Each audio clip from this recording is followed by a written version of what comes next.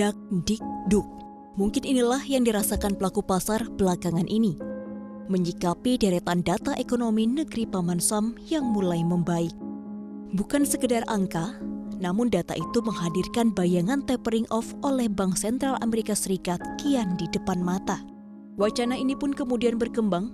Sejumlah pakar mulai menganalisis kapan persisnya The Federal Reserve mulai mengerem kebijakan quantitative easing-nya.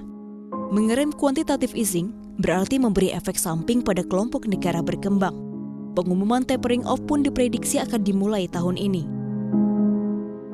Kami perkirakan paling cepat itu adalah Agustus pada saat Jackson Hole Economic Symposium dan paling lambat pengumumannya ya, jadi pada akhir tahun ini.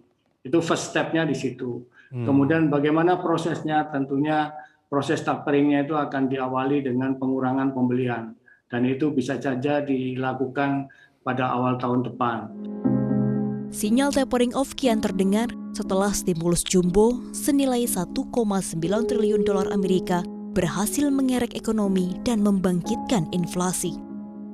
Prospek ekonomi Amerika tahun ini diprediksi naik 6,5%. Sedangkan target inflasi ditingkatkan dari 1,8% menjadi 2,4%. Sebelumnya Automatic Data Processing juga melaporkan serapan tenaga kerja di luar sektor pertanian telah tembus 978.000 pada Mei 2021.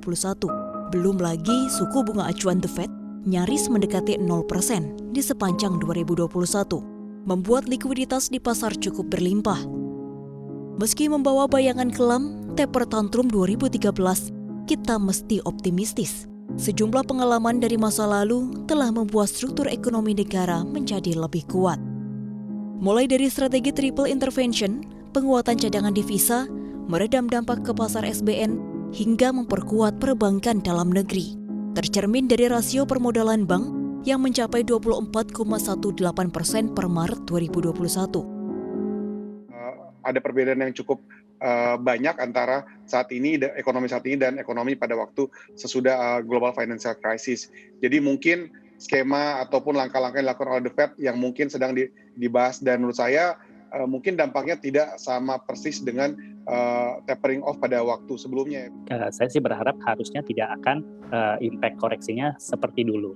Ditambah dulu yang waktu koreksi 2013 awal tapering itu ada hal lain juga yang isu domestik yang cukup signifikan. Pada waktu itu harga minyak, harga BBM kita naik.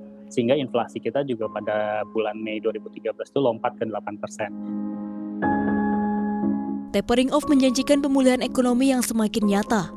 Dalam jangka panjang, tapering off menjadi sinyal positif untuk kembali membangkitkan optimisme ekonomi. Sinyal tapering off sebetulnya sinyal perbaikan ekonomi Amerika. Dan biasanya kalau ekonomi Amerika bagus, kita juga biasanya ikut bagus. Artinya ekspor kita bisa naik karena demand di pasar global juga akan naik. Memang dalam jangka pendek biasanya di capital market diributkan itu tapering off akan mengganggu ekonomi negara berkembang. Tapi sejarah 50 tahun terakhir saya lihat datanya jelas sekali bahwa ekonomi Indonesia bisa tumbuh bersamaan dengan ekonomi Amerika Serikat. Meskipun tak dipungkiri, kekhawatiran munculnya taper tantrum jilid 2 cukup beralasan. Polanya dimulai dari pengurangan program quantitative easing dengan dasar adanya pemulihan data ekonomi. Untuk itu, strategi komunikasi yang dijalankan The Fed punya peranan sentral dalam meredam gejolak, terutama dalam menyajikan informasi yang jelas, tuntas, dan transparan, sehingga investor maupun pemerintah di negara lain bisa menjalankan strategi dengan tepat.